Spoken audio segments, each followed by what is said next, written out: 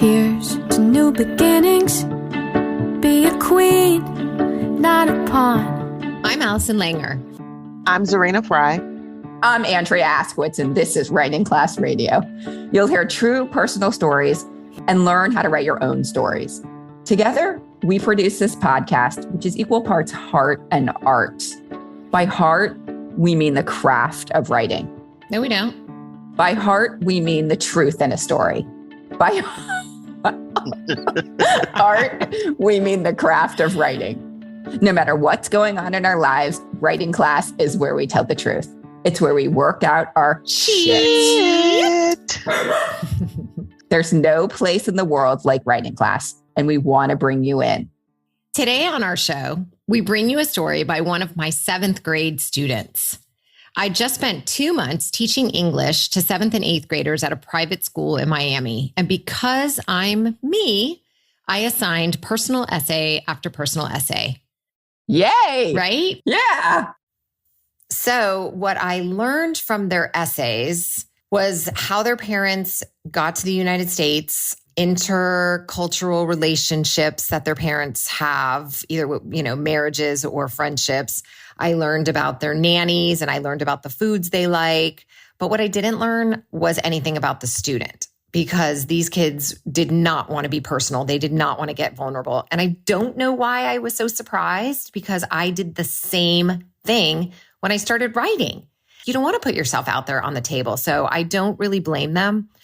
So this contest was for Hispanic Heritage Month at school.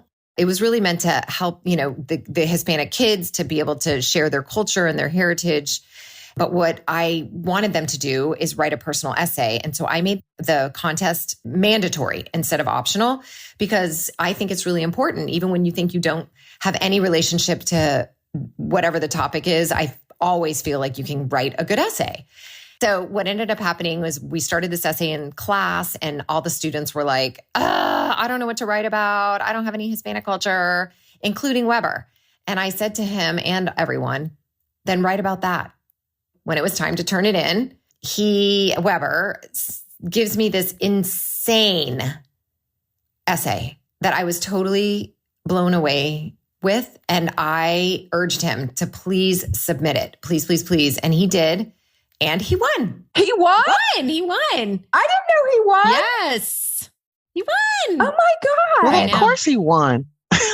Really? Well, I was okay. 2 or 3 or 4 of the stories were really well written. Actually, even maybe 2 handfuls of stories, really, really well written, which was shocking to me because, writing and grammar is not hot. Like there's not a lot of time in the curriculum for that. And by the time they're working their way through high school, they're getting more and more of it. But at this age, they're sort of still sending, writing like they text. And also, like you said, they have trouble writing about themselves, as so many people do. Yeah, and trying to get the A and getting what do vulnerable. I say and what's the right answer. And they're just not creative, and their brains are just flooded with so much need to do and useless information, and also important information that they're trying to learn in math and Spanish and all these things that they're learning in school. Like one more thing to try to be creative, that takes time and space. Courage. Yeah. Anyway, I was so proud that he won it. And I was proud of the other kids too, who really did talk about what the culture around does for them. And there were many other students that stood out, but Weber's essay was amazing for a reason why we get to, when we discuss the essay in the end, just kind of his process and what that brought out. So after the essay, you'll hear us discussing that. I just want to also say that I did nothing to this essay. Like, I'm an over editor. I learned that from you, Andrea. And I always You're not as bad. No, I don't think you're an over editor. Okay. But we always have our own opinions about how things should be written and how they should be worded and what's missing. And I literally had zero edits on this. He came to the table with this himself. That's saying something. Weber is a 12-year-old student at Ransom Everglades Middle School in Coconut Grove, Florida. We'll be back with Weber's story after the break. We're back. I'm Zarina Fry, and this is Writing Class Radio. Here's Weber reading his story called The Bossa Nova.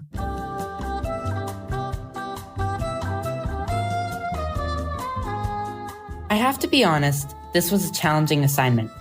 I will admit that this is one of the first times, if not the first, that I had to think about the influence of Hispanic heritage in my life. It would be easier to list the names of places or foods or pop culture icons that have Hispanic roots in origin. However, asked to think of the influence in my everyday life, I came up empty. Most Americans probably do not consider the effect that Hispanic heritage has on their daily life. This only emphasizes the importance of this month, as it allows me and many others to learn about Hispanic culture. Being pushed to think about how Hispanic heritage impacts my life made me wonder where I see examples of other cultures.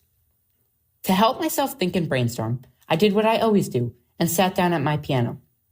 This is how I often develop thoughts and ideas. As I was playing, I realized something. At a young age, I fell in love with improvising in jazz music. One of my favorite styles of jazz music is the bossa nova. It suddenly occurred to me how this style was influenced by Hispanic culture. Bossa nova is a combination of jazz set to a samba rhythm. The bossa nova story began in the 1950s when artists such as bebop trumpeter Dizzy Gillespie and percussionist Chano Pozo brought Hispanic rhythms and Afro-Cuban instruments into the New York City jazz scene. Bringing these instruments into the United States sparked a new type of music called the bossa nova. Using influences from jazz music found in the United States and Afro-Cuban, Latin American, and samba music, the bossa nova was created. In reading about Latin American influence on jazz, I came across an interesting quote about jazz from jazz musician Jelly Roll Morton. He said that jazz was born with a Spanish tinge. Bossa nova uses more unique chords, creating a rhythmic beat based on a foundational clave. Claves are the foundation of a bossa nova and are found in almost every song using Afro-Cuban rhythms. Keeping time, claves often act as metronomes to help musicians communicate and stay on the beat. In the past 50 years, the bossa nova style has evolved with artists such as Stan Getz, Astrid Gilberto, Celia Cruz, and more. For me, this music has a unique style. I love the fun rhythms and distinctive instruments, and now I have realized a rich history. I've learned to play several songs with the bossa nova influence, and they are always challenging but wonderful. Some of my favorite bossa nova pieces include the well-known Girl of Ipanema and the jazz standard Blue Bossa. Although I started this assignment feeling confused and frustrated, I have to admit that now I feel grateful. I've discovered that something I do every day and feel passionate about is influenced by Hispanic culture. The bossa nova is a unique musical style I never realized was of Hispanic origin. Now, every time I sit by the piano, I will be reminded that Hispanic heritage is more than just arepas y empanadas.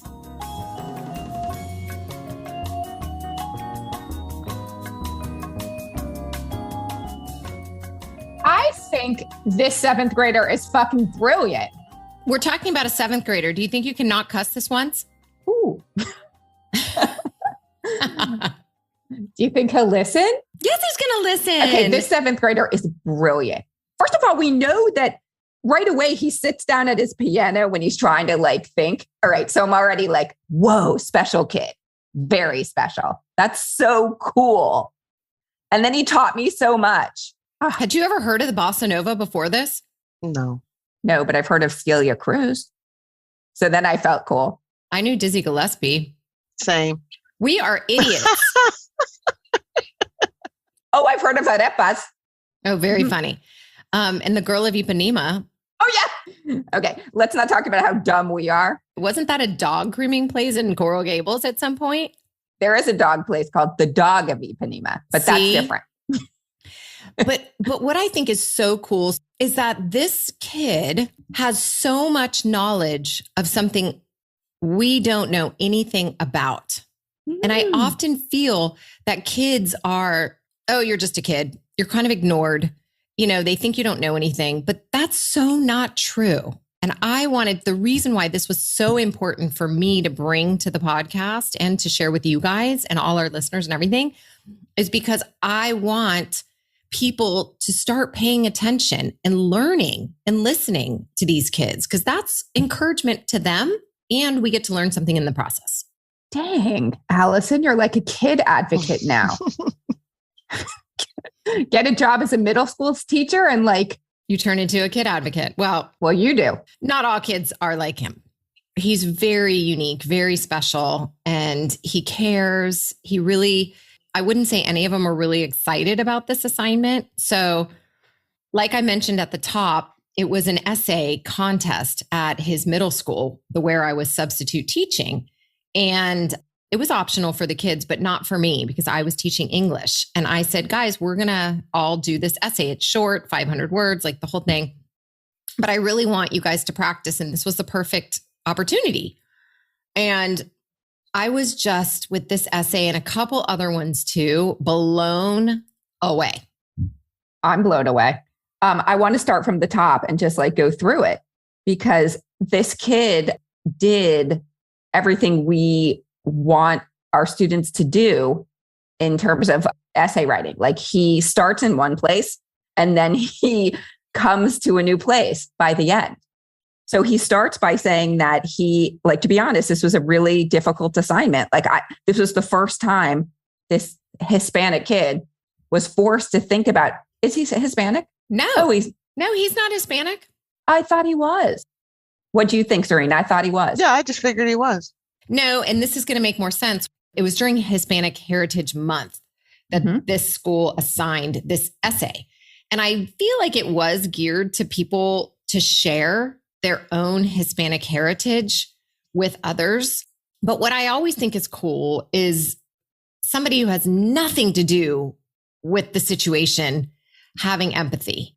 Well, he thinks he has nothing to do with the situation, Right. but he has everything to do with it, which is why I actually thought he was Hispanic. I just thought that he was a Hispanic kid. He wasn't really that in touch with his roots at all. And then he sits down at the piano and he's like, oh my God, wait a minute. The songs I've been practicing and playing my whole life up until now at this ripe age of 12 are influenced by Hispanic culture. And then he did that thing that you just talked about, which is like he taught us all about bossa nova and a little bit about jazz. And I'm like, wow, oh my God. And then he goes from being confused to grateful that he realizes that he's like, it's inside him. That's why I thought I don't know why. I'm bummed out that he's not Hispanic, but that's why I thought he was Hispanic. Because it's in him. And I think it's even more beautiful that he's not. Because, it goes to say, like, how can one person write about something that they don't have knowledge about? So that happens in writing and trying to get published and trying to get an editor and trying to get your book out into the world. I mean, I've run into that with my novel, right? Ooh, you're bringing that in? Of course I have to, because it's true. They say, well, what do you know about an African-American kid in prison? Because my story is about injustice. Well, just because I'm not that person doesn't mean I haven't seen the injustice and experienced it through the people that I communicate with. But here's a kid who has no Hispanic blood, who's appreciating something and a culture that he wasn't born into. And I think that's so beautiful. I'm waiting for Serena to go off. What can I say about this story? I mean, this is a child who is who's viewing the world, but he's viewing the world like everyone should. I felt like I was being taken to task. I don't know any of these people. Well, you were saying earlier, Allison, that and we've seen this a million times with whenever we give a prompt in class, like some people get so stuck. So the prompt was Spanish Heritage Month. And then this guy was like, oh my God, what do I do? What do I do? But then he relaxed. You can tell that he relaxed. And maybe what he did was he just kept writing, which is something that we tell our students. Like, if you get stuck, I love to say, like, if you get stuck, just say, write, just keep writing, like keep moving your pen. What next? What next? And it feels to me like he did that until he got to his piano. And then he busted out with what he knows about how Hispanic culture has influenced the music he plays. I loved the lessons learned here. I was like, oh my God. Oh, what? Really? Very cool. What I thought was really cool about this is that, and goes to your point, often we don't know what we're feeling or thinking until we start writing. And then all of a sudden, all the stuff comes out. So you can either go into an essay going, okay, I kind of know the arc already. And some you're just like, well, I'm just going to see where this goes. And I thought this kind of happened with this because we started these in class, right? I wanted to give class time. I remember he walked up, he said, I'm not Hispanic and I don't know what to write about. And I said, then write about that. Good. That's it. Right. And he said, okay, and then did it and then finished it at home and then handed me this. And I was just like, wow. And after I read 50 of these essays, and this one stood out so much because it was not as literal. And I think that's what the interesting thing for us to remember is when people give a prompt, they don't necessarily need the literal response to the prompt. It can be anything. However your mind works, the creativity behind it, once you start writing. There's something really fun about being in writing class where everyone gets the same prompt and then, oh my God, I can't believe that person wrote about that or that or that or that. And it's like we all kind of, all of our stories are like hovering around that prompt sometimes. But sometimes what comes out has nothing to do with the prompt, or you don't even know what the prompt is. And I always say to our class, doesn't matter what the prompt is. So it really doesn't. This kid, it seemed like once you told him to just write about how he doesn't think he has anything to write about on this topic, seemed to just let loose. And that's so cool. Yeah. I mean, it just really shows just how one should look at society. You guys mentioned this before, just about him going to his piano. But I want to go a little bit deeper into that because, I mean, he says it very plainly. To help myself think and brainstorm, I did what I always do. I sat down at my piano. This is how I develop thoughts and ideas. I mean, this is something that every writer should look at. We all don't have to play the piano, but if we're stumped, usually what I tell the writers in my first draft class is just to keep writing, right? That's what we all say, if you think you're done, you're not, just keep writing. But Weber here goes to another art form. That's just so beautiful. The fact that he was just able to do like a dump where he just let himself focus on the thing that he knows well and let his mind just explore. And then it says, and as I was playing, I realized something. So that's just something I think that every listener ought to just take a look at. It doesn't necessarily have to be playing the piano. It could be, exercising. It could just... Yeah, Zarita, I want to tell you, I do my best writing on my bicycle. I mean, people think I'm just like tooling around town, but I'm not. I am working. Yeah, I know. I've seen you on your bike and I'm like, look at that girl tooling around town. That's exactly what I said. You have to think, look at that woman practicing her art, being creative, writing. I've said that too.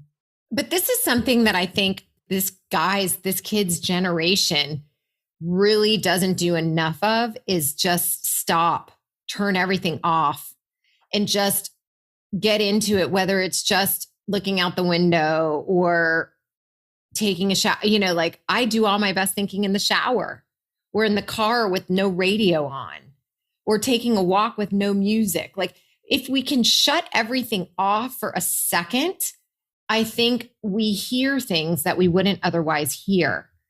And we see people differently and we recognize things in ourselves. And I just wish that some of these kids and grownups too, me included, would just shut our electronics off for a minute. I agree with you.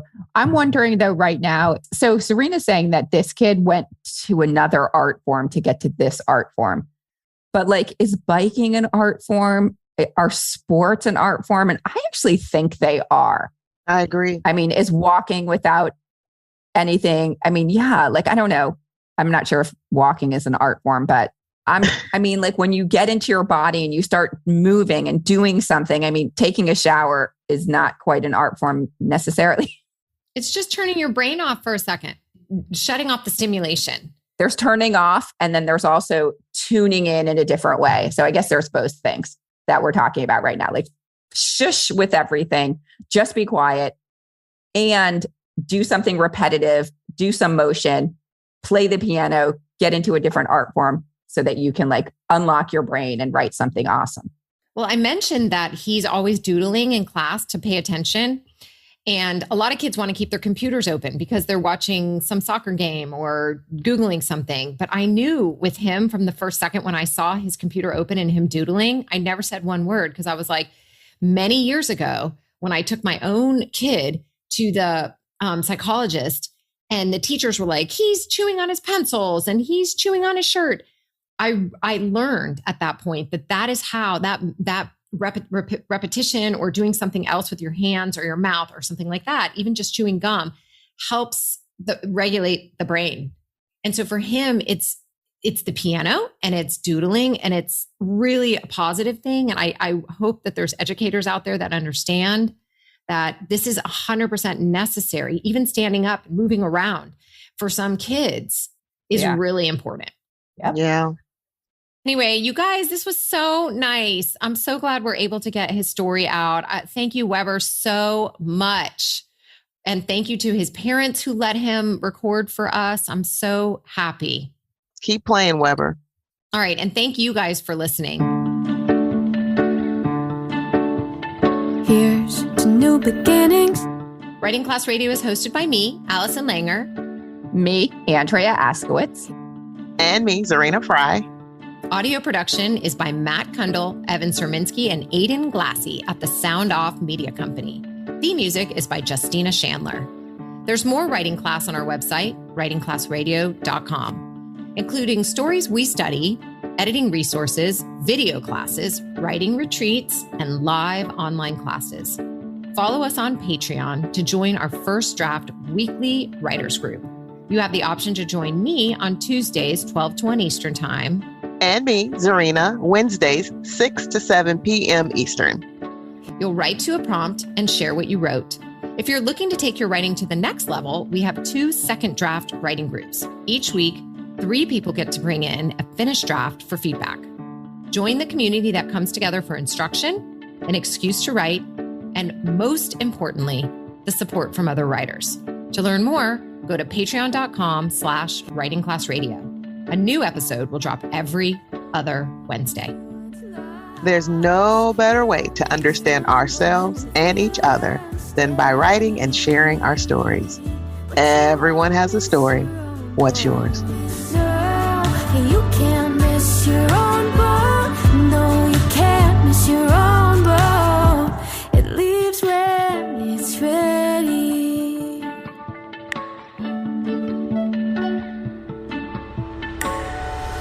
Produced and distributed by the Sound Off Media Company.